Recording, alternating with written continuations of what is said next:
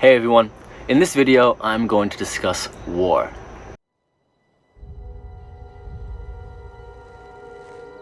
Madness. This is Sparta!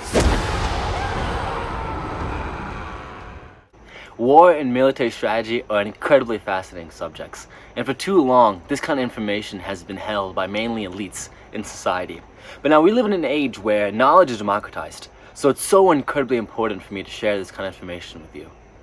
Now, it's important for me to start off by saying that we live in a culture that prioritizes and values certain democratic ideals, such as fairness, equality, cooperation, working together, harmony, peace. And at the same token, we also look down on certain views of aggressiveness, warfare, seeing these kind of things as being very barbaric and animalistic in nature.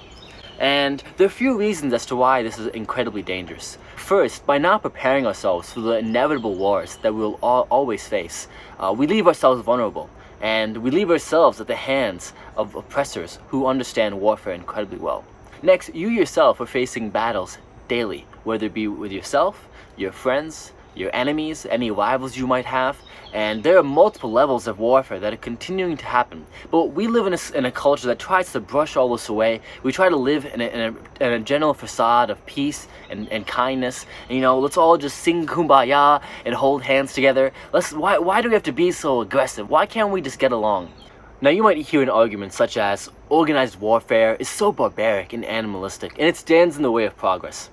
And while this kind of argument might be attractive at first, it has no basis in reality, and it does not stand up in a test of human nature. By the way, if you haven't seen my video on human nature, be sure to click up here, check it out.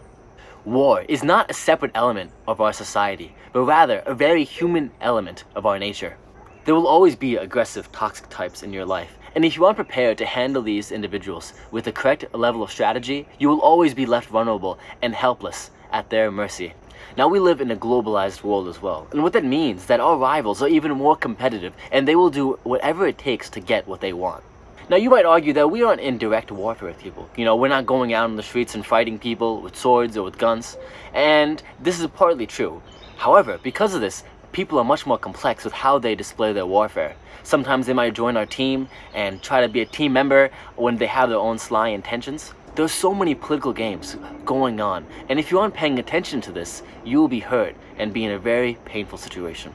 The Chinese Communist Party has a saying when it comes to their warfare, psychological warfare operations, and other forms of subversion. Strangle you with your own systems. You say you believe in free speech? We'll have protests in your own backyard calling you out. You say you believe in free press? Well, we'll start up state-run media in your country, and we'll use those state-run media to lie to your population, to spread our propaganda. That's what they do. You believe in free markets? How about we bring state-run companies that can sell below cost and put your companies out of business and take over your industries? And what is controversial in the United States? What is most controversial? Racism. This race narrative, they know they can use it. They've been doing it for a very long time. The Chinese military has a doctrine on this, the three warfares doctrine. Psychological warfare, media warfare, and legal warfare. This is publicly adopted into their military doctrine. This is part of their military system. Now, what are these? Psychological warfare is not necessarily lying to you. Psychological warfare is altering how you interpret information. And so when you see a virus coming out of China and people say this virus came out of China, if you call it the Chinese virus, they want to use this and twist it around and say it is racist if you talk about the origin of this virus. Now, our culture might promote certain ideals of peace and harmony, but we all know deep down about the times that we've been hurt by our closest friends, by our enemies. We all know this sort of pain, so it's impossible for us to act like it does not exist. Now, our society wants us to deny and repress our aggressive impulses. Just look at the way we view toxic masculinity. And again, this is a very complex subject, and I'll focus on this in another video. But it's important to understand that our aggressive nature is inherently a part of us. And instead of society teaching us how to channel and use these emotions in a rational way, they tell us to instead repress it and deny that it even exists. Now, because our emotions are constantly coloring our thinking, and because we know that warfare is always present, you must understand that in order to succeed in life, you must become a master strategist.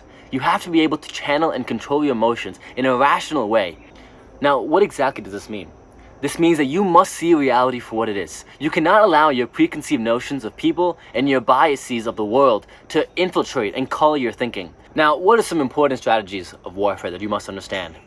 First is that you must see reality for what it is. Second is that you have to judge people by their actions, not by their intentions or the colorful story that they tell you. You know, too often we judge people by what we think their character is on the inside, but we have to judge them by what they do with their lives. Bruce, deep down you may still be that same bright kid you used to be, but it's not who you are underneath. It's what you do that defines you. Next, you have to declare war on yourself. You yourself have your own vices, your own insecurities, your own fears.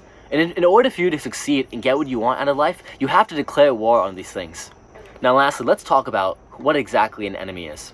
And this is important to understand. So an enemy can be a person, an enemy can be an ideal, it can be an organization, it could be an abstraction. So for me personally, I have declared war on laziness. And this might seem kind of funny at first. But what I mean is that there are lazy tendencies in myself that I absolutely despise and I hate. And I have declared war on those things, in the sense that I want to purge myself of any of those qualities. But I've also declared laziness on our society. You see a cultural trend where people don't want to work anymore, they want to just sit on their fucking asses and have everything handed to them. And I declare war on this certain ideal. What I hope to achieve out of this channel is to liberate you from this sort of mental barriers, to liberate you from laziness and the fact that people can just give you what you want. You have to become incredibly independent and go for the things that you want in life. No one will give it to you. So that's an example for myself of what I declared war on. You can declare war on certain cultural movements that you disagree with, but whatever it is, you have to start with yourself. You are your first enemy.